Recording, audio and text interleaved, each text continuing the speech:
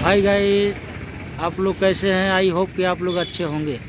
73वें गणतंत्र दिवस की हार्दिक शुभकामनाएं। और ये देख सकते हैं डॉक्टर भीमराव अंबेडकर जी की जन्मभूमि पे हम अभी खड़े हुए हैं और आपको आज सारी चीज़ें दिखाने वाला हूँ। की बदौलत आज पूरा देश चल रहा है। यहाँ पर आज हम सभी लोग डॉक्टर बाबा साहब अम्बेडकर जन्मभूमि स्मारक समिति के माध्यम से 73वां गणतंत्र दिवस मना रहे हैं। बाबा साहब को सभी लोग यहाँ पर अपनी अपनी श्रद्धा सुमन अर्पित करते हैं।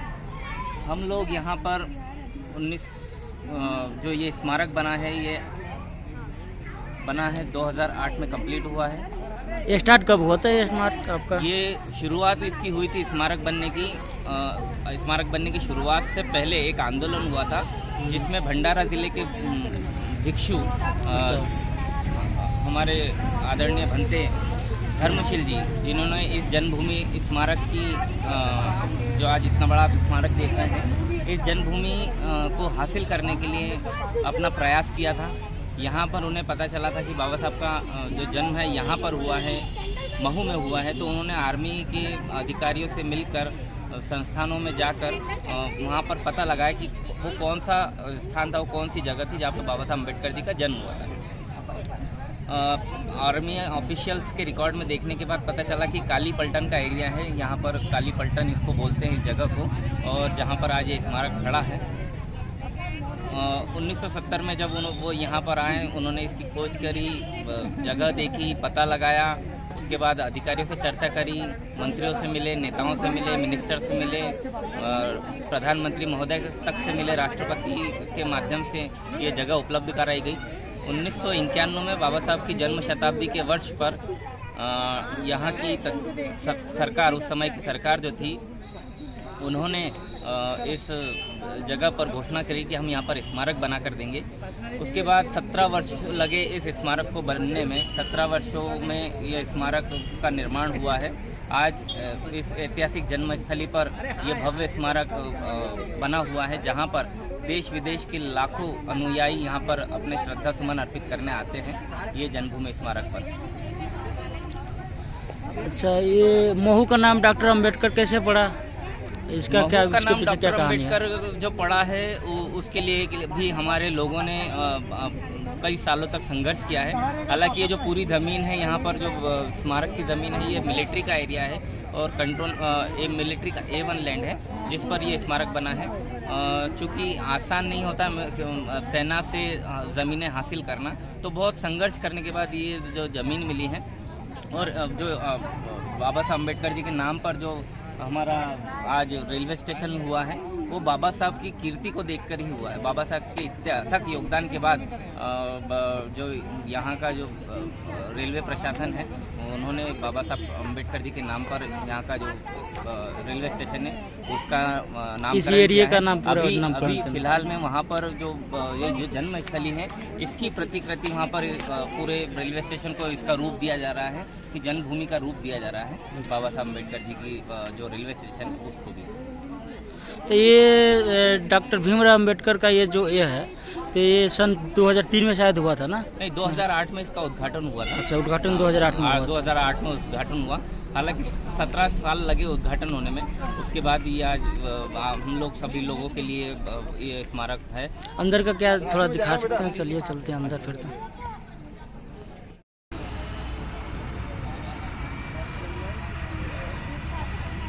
ये है डॉक्टर भीमराव अंबेडकर जी की जन्मभूमि।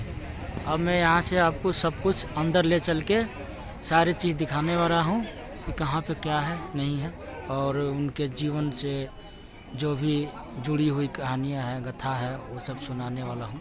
चलिए फिर चलते हैं अंदर। ये जो मंच है ना, यहाँ पे ले लीजिए, है ना, और वहाँ पे केक काट के वहाँ कर दीजिए।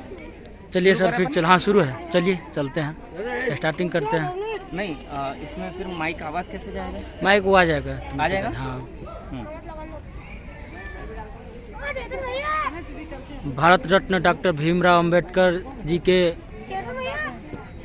जीवन कथा के बारे में बताइए कुछ, जो भी है, स्टार्ट करिए।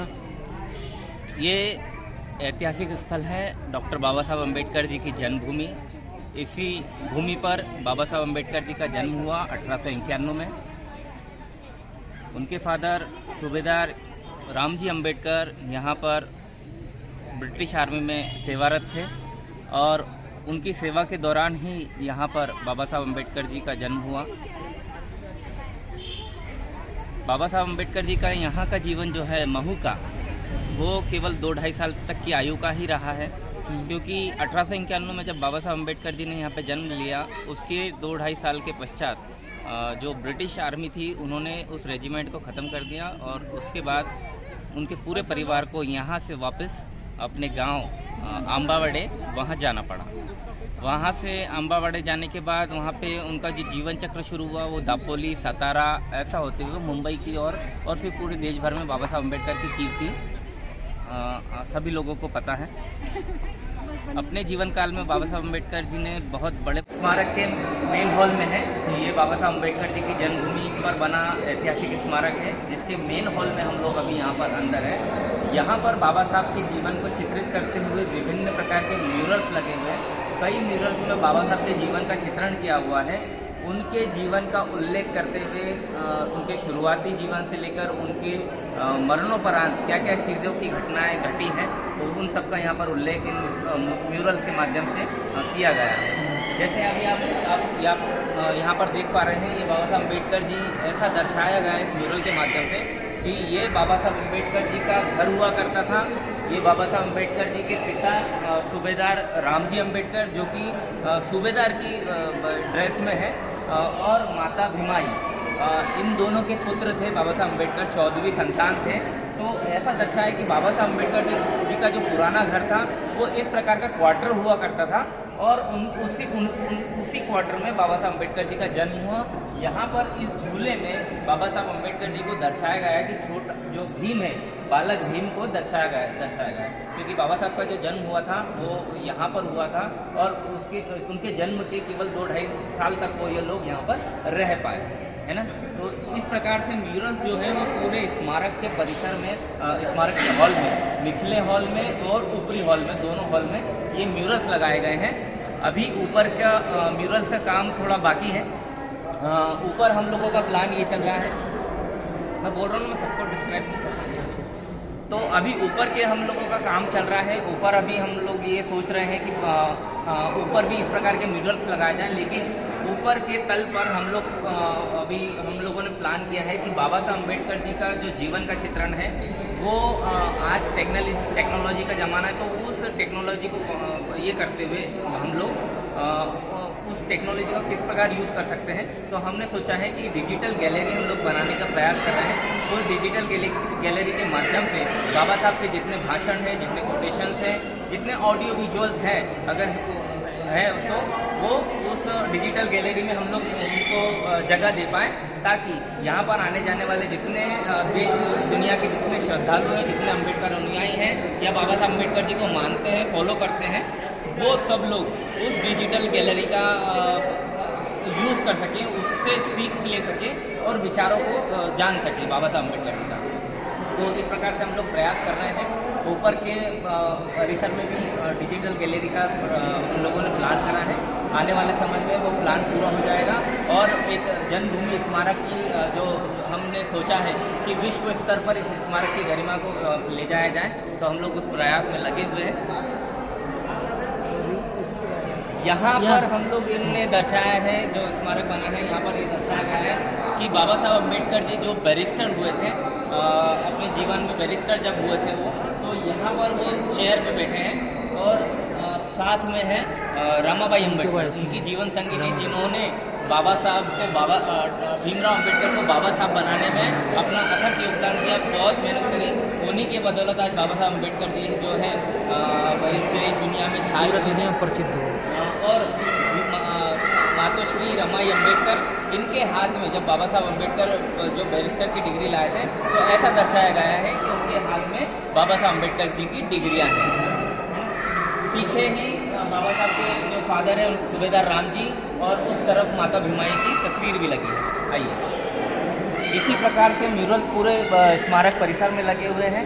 अभी हम लोगों ने एक चीज़ और करी है कि इस स्मारक में बाबा साहब अम्बेडकर जी का जो जीवन था, चूँकि वो 2-2.5 साल तक यहाँ रहे उतना ही था, बाकी उनका आगे का जो पूरा जीवन चक्र चला वो महाराष्ट्र में चला। तो इस प्रकार से बाबा साहब के नाम पर अगर कोई चीज़ यहाँ पर है तो एकमात्र जो है अस्थि कलश है बाबा साहब अम्बेडकर जी का। चूँकि आज से पहले मतलब 6 दिसंबर ये जो बीती 6 दिसंबर से पहले तक ये जो अस्थि कलश था, ये पीछे एक कमरा बना हुआ है जिसमें जो भंते निवास है वो वहाँ पर इस अस्थि कलश को रखा हुआ था। लेकिन पिछली 6 दिसंबर को ही हमने नई स्मारक समिति ने इस अम्बेडकर स्मारक की जो प्रतिकृति है उसको स्थापित किया है, इसको बनवाया है और उसके टॉप में हम लोगों ने बाबा साहब अम्बेडकर जी का टॉप में अस्थि कलश रखा है। हाँ, क्योंकि देश के जितने स्मारक हैं उन सभी स्मारकों के मेन हॉल में इस अस्थि कलश को स्थापित किया गया है। एकमात्र ये स्मारक ऐसी जगह बचा था जहाँ पर बाबा साहब अम्बेडकर जी का जो अस्थि कलश है वो पीछे कमरे में रखा हुआ था। तो हमने 6 दिसंबर को भव्य कार्यक्रम करके महापरिनिर्वाण दिवस उस दिन हम लोग मनाते हैं, तो उस महापरिनिर्वाण दिवस के अवसर पर हम लोगों ने इस अस्थि कलश को यहाँ पर स्थापित करा है। इस अस्थि कलश को स्थापित करने के लिए जो मॉन्यूमेंट बनाया है, उस मॉन्यूमेंट में बाबा साहब की विचारधारा, जो बाबा साहब सोचते थे, जो बाबा साहब करते थे, उसको हमने चीज़ों को इसमें सम्मिलित करने का प्रयास करा है। बाबा साहब अम्बेडकर जी का जो जन्म स्थान है उसको तो लिया है। बाबा साहब का एक पॉलिटिकल व्यू था जिसको लेकर वो सोचते थे कि अगर चुनाव चिन्ह अगर वो सोचते तो वो हाथी को प्रेफर करते, तो इस में हमने हाथी को भी लिया है। क्योंकि अभी इसकी फिनिशिंग का काम बाकी है, तो अभी थोड़ा काम और बाकी है इसमें, इसके बाद ये और खूबसूरत लगने लगेगा। इसमें अभी बाबा साहब की तस्वीर भी आएगी, जो फ्रेम बनी हुई है उसमें बाबा साहब की तस्वीर आएगी नीचे साइड में। हाँ, नीचे साइड में तस्वीर। अभी बाबा साहब का एक कोटेशन था जो बहुत ही प्रसिद्ध कोटेशन था, मैं पहले भी भारतीय और अंत में भी भारतीय। उस कोटेशन को भी हम इस जो मॉन्यूमेंट बनाए हैं इसमें उकेरने का प्रयास हम लोग कर रहे हैं। उसके अलावा बाबा साहब ने अपने जीवन में 1935 में कह दिया था कि मैं हिंदू धर्म में पैदा ज़रूर हुआ हूँ लेकिन मैं हिंदू बनकर मरूंगा नहीं। तो उनकी जो येवला में जो घोषणा हुई थी उसको ध्यान में रखते हुए बाद में उन्होंने बहुत चीज़ों को समझने का, धर्मों का ये करा। उन्होंने समझा धर्मों को, सिखिज्म को समझा, ईसाई धर्म को समझा, दूसरे जो धर्म है उनको भी समझा। लेकिन आखिरी में वो जब फाइनल डिसीजन पे पहुँचे तो उन्होंने इसी देश की माटी में उत्पन्न हुए बौद्ध धर्म को स्वीकार किया 1956 में। तो उस धर्म की फीलिंग लाने के लिए भी जो बौद्ध धर्म है उस धर्म की फीलिंग लाने के लिए भी इसमें 5 कलरों का जो समावेश किया गया है, पंचशील ध्वज बोलते हैं, धम्म ध्वज रहता है, तो उसका समावेश हमने इसके माध्यम से किया हुआ है। तो नागपुर में दीक्षा वहाँ किए थे ना, नागपुर में उन्होंने धर्मांतरण किया 10 लाख 1956 में 14 अक्टूबर को, तो 10 लाख लोगों के साथ। वो हुआ था। तो इस प्रकार से अभी ये स्मारक का अभी निचला फ्लोर हम लोग देख रहे हैं। इसके ऊपर जो फ्लोर है उसमें भी इसी प्रकार के जो जीवन का चित्रण है वो किया गया है, लेकिन ऊपर का काम अभी बाकी है। तो अच्छा, बाबा साहब के पास कितनी डिग्रियाँ थी ऐसे? जी, कितने डिग्रियाँ हैं बाबा साहब के पास? बाबा साहब के पास कुल मिला के 32 डिग्रियाँ, 32 डिग्रियाँ। हाँ, अपने जीवन काल में उन्होंने इतनी पढ़ाई की है कि 32 डिग्रियाँ उन्होंने हासिल की है। तो वो इस अमेरिका से हमें PhD किए हो, दुनिया के सबसे विख्यात और सबसे शिक्षित व्यक्ति वो माने जाते हैं, है ना। तो इस प्रकार से बाबा साहब का जीवन रहा है। आज जन्मभूमि स्मारक पर हम लोग 73वां गणतंत्र दिवस मना रहे हैं।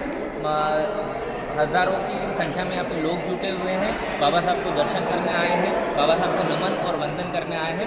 मैं तो डॉक्टर बाबा साहब अम्बेडकर मेमोरियल सोसाइटी जन्मभूमि स्मारक समिति की ओर से तमाम उपस्थित लोगों का हार्दिक अभिनंदन करता हूँ, स्वागत करता हूँ। अच्छा, हाय फ्रेंड, चलिए अब मैं चल रहा हूँ, ठीक है।